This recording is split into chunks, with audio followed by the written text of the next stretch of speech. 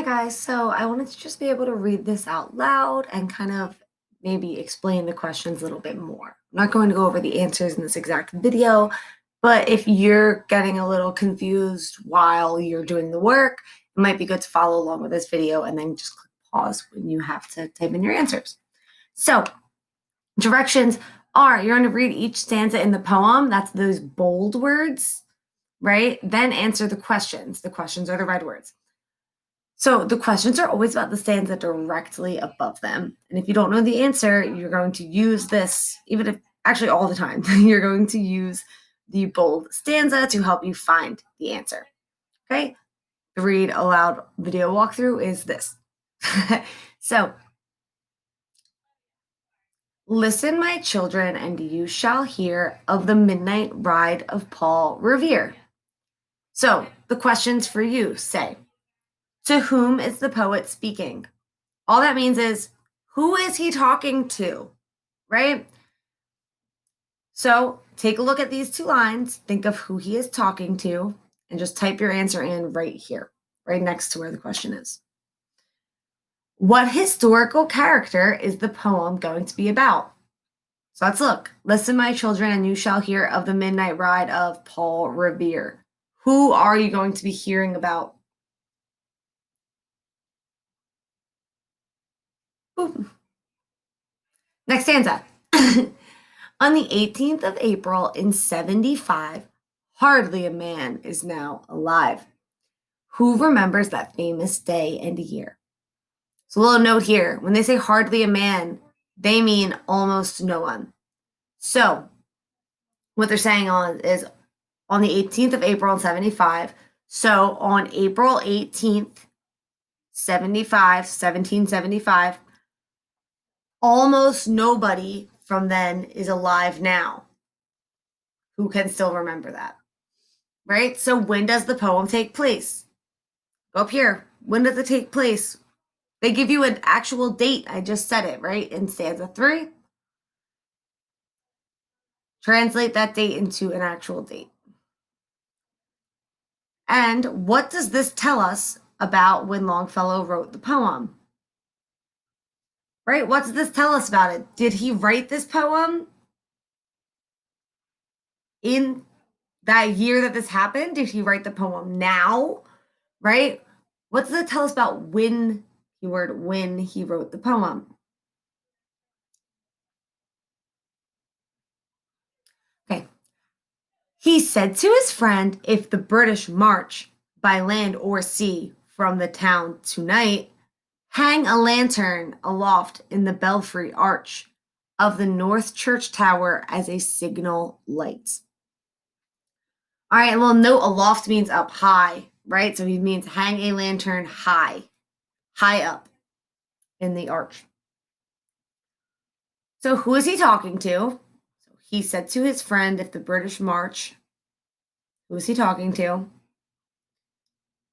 Oh, sorry, that's the to whom is he talking. The first one said, who is talking? Who's talking here? Who said to his friend? Who is the he? Sounds a little tricky, right? Who is the he? And if you need to reread the other parts of the poem, that's okay. It's probably not going to be a name, right? To whom is he talking? Who is he talking to? He said to. Where does Paul Revere tell his friend to go? Where does he want his friend to go to? When he's talking to him in these quotations, where does he tell him to go? And what does he want him to look for? What does Paul Revere, which is a very big hint for your first question, what does he want his friend to look for? You might need to reread this. You might want to pause me now and take some time to finish up those questions. Okay, moving on. 1 if by land and 2 if by sea, and I on the opposite shore will be. So the shore, you guys probably know what that is because we live near an ocean, right? But it's the edge of any body of water. In this case, it's not an ocean, it's a river, right? So what will only one light mean, right? So when he says one if by land and two if by sea, what does only one light mean? Answer that. Then what does two lights mean? And then lastly, where will Paul Revere be?